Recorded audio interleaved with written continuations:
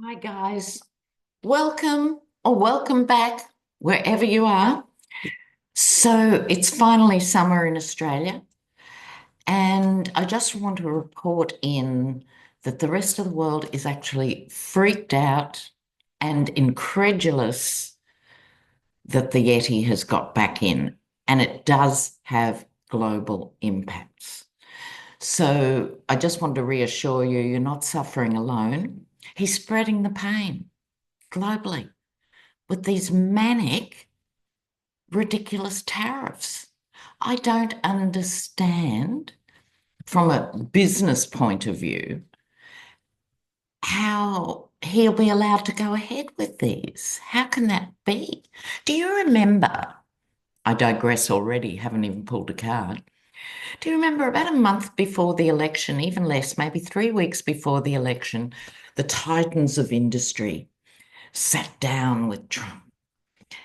And he, of course, blathered on, doing the accordion hands and talking stuff. They came out with their eyes reeling in different directions like a hammerhead shark, going, this guy's crazy. And then they ended up backing him. What people will do for a tax cut, I tell you, there is no flaw. Right? But you can't tell me big business isn't furious and upset and frustrated by this idea. It is deliriously beyond comprehension. So not only 25% on the nearest neighbours, bad enough, he randomly announced 200% tariffs on the BRICS countries. I would bet any money at all Donald Trump couldn't name the BRICS countries, right? That's Brazil, Russia, India, China. Now there's considerably more, including South Africa.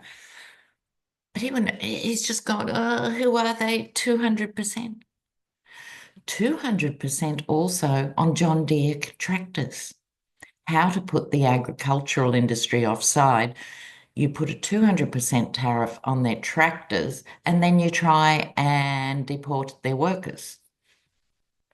Now, the Trump voting agriculturalists are going, oh, duh. Who's going to pick my corn? Who's going to pick my bean? And they're going to beg for exceptions. I mean, it's actually mind-bending. Anyway, let's have a generic look at the tariffs because they're going to impact everybody. Let's have a look. I'm going to bring them together. But from a business point of view, the reaction to tariffs. See, this is the thing. I digress again. Get used to it if you're new. This is how the wealthy capitalist class works. So they support media that fans hate and xenophobia and out racism. They fan all that while they themselves are totally global. But they don't want a steel worker who's unemployed in the Rust Belt to get that. And so they feed them a bone of racism and immigration. Yeah, makes me so angry. Tariffs. Focus, Lena. Tariffs. Tariff.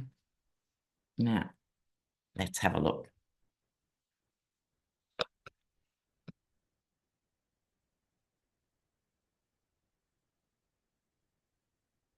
Look, I think he will be forced into some sort of compromise here. Okay, now, with this Two of Cups, this is people coming together around this issue. And this is immediately followed by this Six of Pentacles, which is the card of compromise. So I think he is going to, I don't think um, it'll be as, the tariffs will be as big or not some sort of compromise. The compromise could take the form of pushback from other countries here. It's very mysterious where the tariffs will actually fall in real life. He's there, wah wah. But this, I think, represents business seeing every business wants its business to grow, which is what this card's about. And it can't, while there's all this insecurity and mystery around tariffs.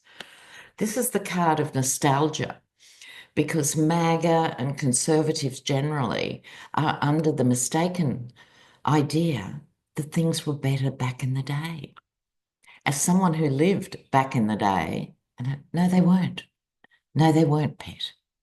No, right? But you've got to love, so I think he'll be hemmed in a bit, is the upshot of that. I thought the Mexican president, Claudia Sheinbaum, was fantastic. Didn't you love her response? Because typical Trump, he said he'd spoken to her, this was the deal. And she said, what on earth are you talking about? You know. Trudeau was very disappointing. I think the strongest response was from Jagmeet Singh, Canadian, that new Canadian New Democrats or whatever they're called. He was impressive. He said, where's our war room? Where's our pushback? What are we doing? To Trudeau, who went, I'll just go to Mar-a-Lago and I'll be charming and it'll all be all right. No, it's not all right, Justin. Not all right, you know. Okay. So we can't go in another nanosecond without talking about the suggested appointment of Kash Patel for the FBI. Where do you start? Where do you start? He used to be senior counsel for Devon Nunes, which gives you a clue. And he's a conspiracy theorist in charge of the FBI. Sometimes I just feel like we're locked in a recurring episode of Get Smart. You remember Maxwell Smart, and he was up against chaos. Well, I feel the American people are Maxwell Smart up against chaos with the K that's coming from other countries and other players. You know, it's beyond comprehension. So let's have a look. I mean, even old-time GOPers are not happy with Kash Patel. Okay. Sorry, there's something about the eyes. You know how Marjorie Taylor Greene has the mad eyes? And Kash Patel also has the mad eyes. You know. Um, as my old dad, a farmer, I'm a farmer's daughter. So if a horse had those sort of mad eyes, you'd put it down. The soul is in the eye. Anyway, he's not been given the job because of his eyes. So let's have a look. Kash Patel, will his nomination go forward?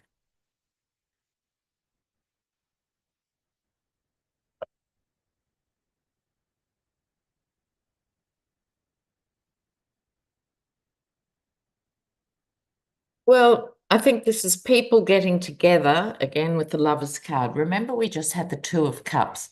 If you're learning tarot, the Two of Cups and Lovers are similar, but there's differences. This is about making a deal before things go forward too quickly. I can't really get my head around where the Yeti's coming from. If he just wants to sow the seeds of chaos, for sure, we get that. But you've got to have people who are better equipped in charge of these huge portfolios, and he's just not equipped. So I think this is the Yeti and his immediates pushing it forward. But he then, Kash Patel gets two cards of not going through with it. This is Eight of Cups, walking away. This is the Six of Swords, rowing away. But again, I think the moon's going to be our card du jour. It's sort of everything about this pending administration. We're all holding out hope. But it's to do with madness, deceit, outright lying, just crazy talk, howling at the moon. Just crazy talk. But look, I wouldn't rely on a tarot card reader from Australia to say absolutely he won't get it, but I don't think we're the only ones who are dazed and upset by this. By the way, the Yeti is looking terrible. Now, boy who cried wolf, we've all been saying, just as observers as much as readers, he's not looking well. Will he even make it to inauguration, right? Wait till I have a gulp of coffee here.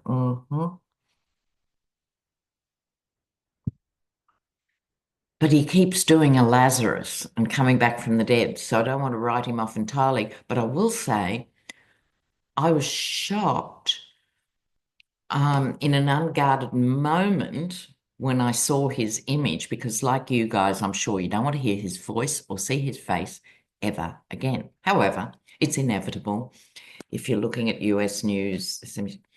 But he wasn't in the suit. You know how normally he's in those badly cut, unflattering, shiny suits, right? But he's a bulky guy. You'd actually be more worried about being overweight at his age and what that means, etc. But he suddenly looked really thin, like he'd lost 2 or 3 stone. Sudden weight loss is not a good sign. Not a good sign. I think he's sacked his makeup person because I think he's doing it himself with his Yeti paws, you know, and he's missing bits. And what's with the white bleached lips? You know, he's got the lips of a 1960s go-go dancer, you know, when we all used to wear the white lipstick. Oh, so we'll just dip into the health of the Yeti, then we have to move on.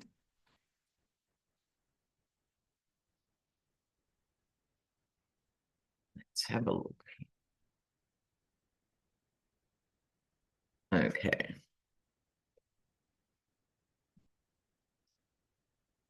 Oh, the family's fighting. Oh my God. Oh, this keeps coming up. Okay. He's worried by his legacy, excuse me, not his political legacy, his personal legacy. More, this is about the family. This is so like a whole series of that Netflix show, Succession. I've mentioned this before. Some people can't watch it because the Murdoch character, the father, is so abusive. It's quite disturbing to watch. So it's the sort of series I think is brilliant, but it's good to watch it with another person or something. You don't want to just watch it on your own. But this is about, he's worried about his legacy and the five, or this, I think represents the 5 kids all up. The wedding turns up. This suggests to me this is Ivanka and Jared, who are very busy at the moment. They're very hardworking people. At the moment, they're counting the 2.5 billion they got, was it from the Saudis or Qatar or somewhere, to offset his bad business ventures. Jared, sorry, I've got to digress again. There's something wrong with the wealth disparity. I deal with this in my academic world globally, but in the case of the US, he owns tens of thousands of apartments, tens of thousands, you heard me correctly, in New Jersey, and yet he ran himself broke, overextended, couldn't pay his debt, got paid back. So they're very busy counting their ill-gotten gains. This is back to the Yeti as the smug merchant with the arms folded. Whoops, there's going to be a bit of a twist in the tale, because if he carks it, and let's pray he's not embalmed, if he carks it, oh, is that an Australian expression? To be unalive, we say someone's carked it. right? It would have been from the UK originally. Anyway, you've got a new word. If he carks it, they're going to be left with debts, not assets. And he's actually really worried about that. The man has had 2 assassination attempts, although that first fly by the ear was suspect for a whole range of reasons. So he's thinking for the first time, probably in his narcissistic life, of, being able to extract every ounce from everyone in his sphere. I think he's feeling a bit mortal. Okay, so Boris Epstein's on the way out. He's now old guard, and the new lawyers are dumping the old lawyers. We'll have to keep an eye on that. But Boris Epstein, I think, will end up going. He looked better last week. This is the thing, you've got to pick up on the energy of the time. Not looking good this week, at all. Beloved viewers, I want to share a story with you. I hope you find these few minutes valuable here. I was quite fascinated by this. I was looking through sites that are comparing this time in American history with previous big cycles. What is it like? What is it not like? Now, one of the things that came up was when John Adams was president, Jefferson vice president, I think. John Adams president, 1797, just tipping over to you. Now, he had control of the House and Senate. He was in bed with the Federalists. Isn't it funny? Here they are again, reincarnated as, mothers of liberty and all that sort of stuff. Anyway, now, he jailed a House Speaker for speaking out against him. Okay. Now, then he went on a purge of newspapers and he shut down 30 newspapers. You've got to think, 1800, right? That's how people got the news, and they probably only got it once a week or something, particularly the working class. So newspapers were the primary source of news. It was before television, Donald, before television. Newspapers, hugely important. He shut down nearly 30 newspapers. He threw publishers, editors, and writers in jail. Do you guys remember this from your civics class? It was news to me. In Newark, New Jersey, cannons were fired and soldiers marched down the street. This is in New Jersey with the chant that Adams wanted. It's so mega, so mega. And the chant was, "Behold the chief who now commands." It was in a republic, really? Okay. Swap chief for king and you're getting more. Okay. And as this was happening with cannons and soldiers going, "Behold the chief," a drunk said something like, "Yeah, right." He was thrown into jail and charged with sedition. Okay. These are echoes. Then a new movement. This is the upside. Then a new movement started.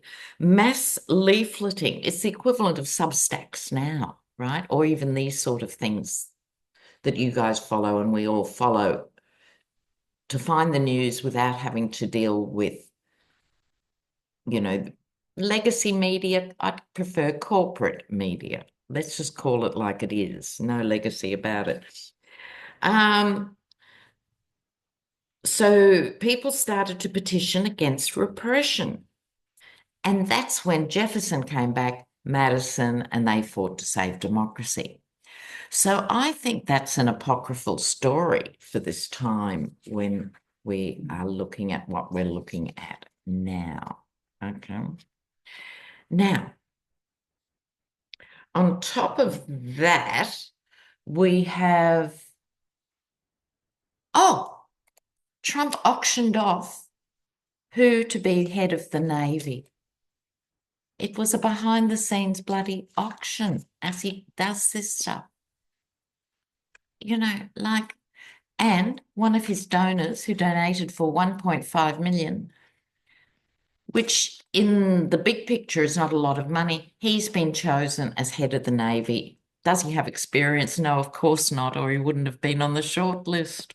No, he knows nothing about the Navy, but he is now in charge of 250 billion with a B budget. Let's have a quick look. Will that go ahead, that appointment? Secretary of the Navy. Just for fun, although you've got to have a laugh, even though these things are so serious. This is the Deviant Moon deck. Will the naval appointment, nothing could be worse than Hex, with whatever his name is. Did you see where the Fox host who's been chosen to head the Pentagon, his mother felt compelled to tell the world that he was an abuser, and it has to be bad for your mom to come out. She's backpedaling a bit now, but you know what? The email was out there. So we're back to Secretary of the Navy here. We'll just have a quick look. Secretary of the Navy.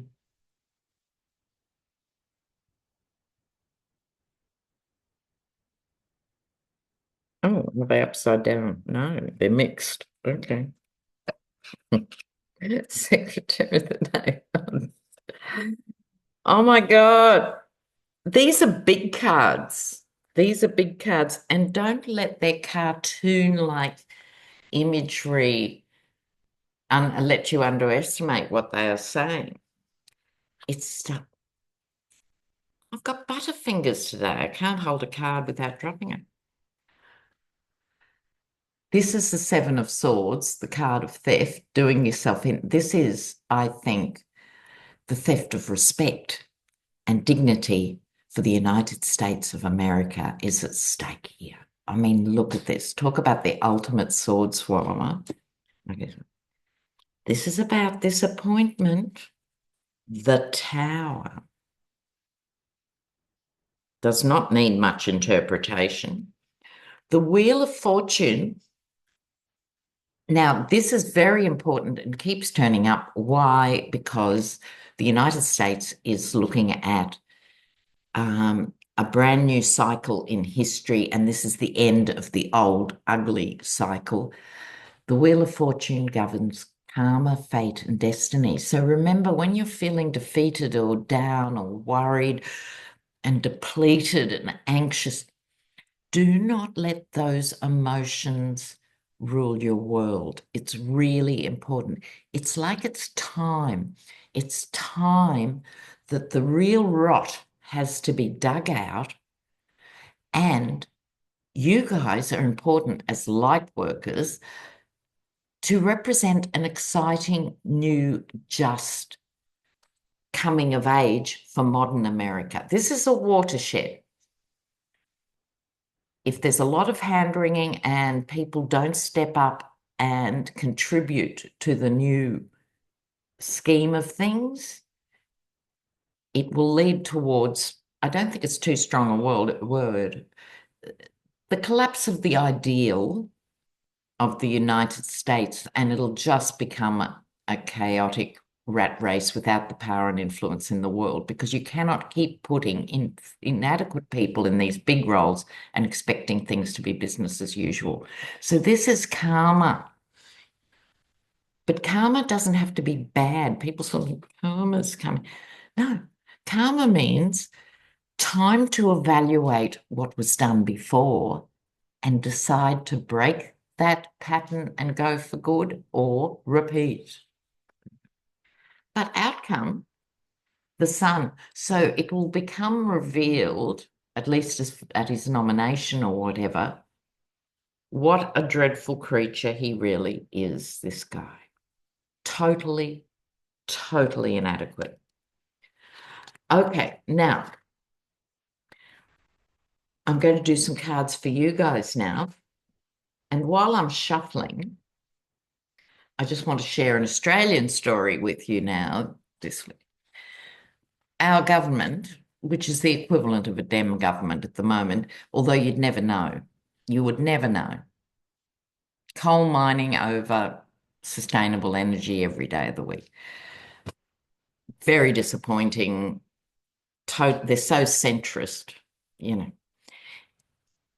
Anyway, one of the things they pushed through this week was that no people under 16 can go on social media. Now, I think I've mentioned this before, but we didn't think it would actually get through. It's now gone through next stages. Well, how are you going to enforce that? Well, our Prime Minister, Albo, has said that's up to the platforms. So he's now done this huge thing that's been looked at globally. Under 16's not on social media. How's that going to work? So he expects Facebook, Instagram, the dreaded X, Blue Sky, to police it. So I've been talking to young people, including those in my family, and they said, look, it's a data gathering push because you will have to show facial recognition ID or something to go on. I personally think it'll lead to identity theft because young people are so adept at this, they're just going to steal an older cousin's identity or maybe trade off or buy it from the cousin or something. I mean, it's unworkable.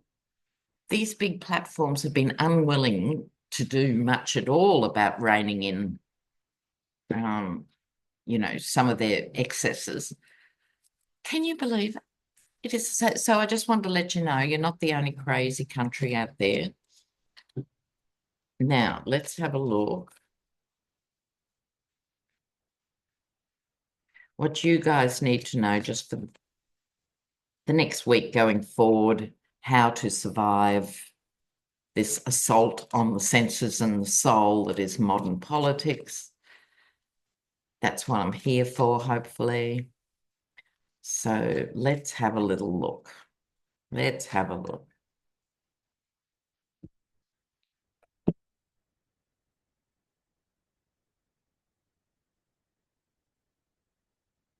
All right. Stay calm. Stay very calm.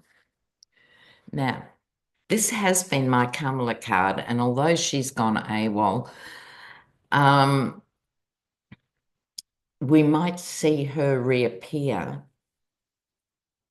in some capacity. This could also be Michelle Obama. It's a powerful woman speaker. Powerful woman speaker is going to say it as it is and give you a bit of heart. Now, the death card, it's not, the death card. No, no, no. You need the death card to have the new day. And when these cards were being designed, I was a bit mischievous. And this figure on the ground who's lost his crown, the king is being trampled here, might have more than a passing resemblance to the Yeti. Just saying, we are not out of this mayhem yet. There are more twists in the tail, I tell you, more twists in the tail. But this is for you guys. Many of you, I'm sure, are feeling you've been robbed of your sanity. You've been robbed of your birthright as Americans to at least have a pretend relationship with democracy.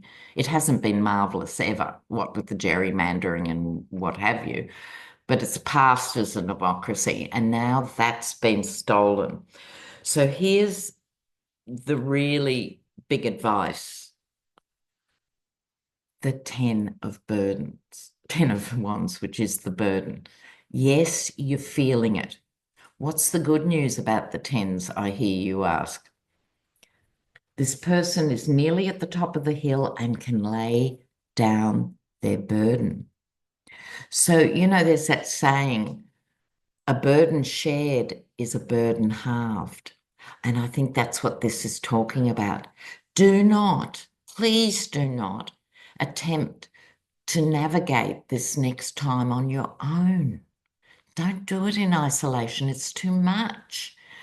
So we're all connected globally now. So even if you live alone or whatever, or even if you're a blue dot in a red state, know that there are allies.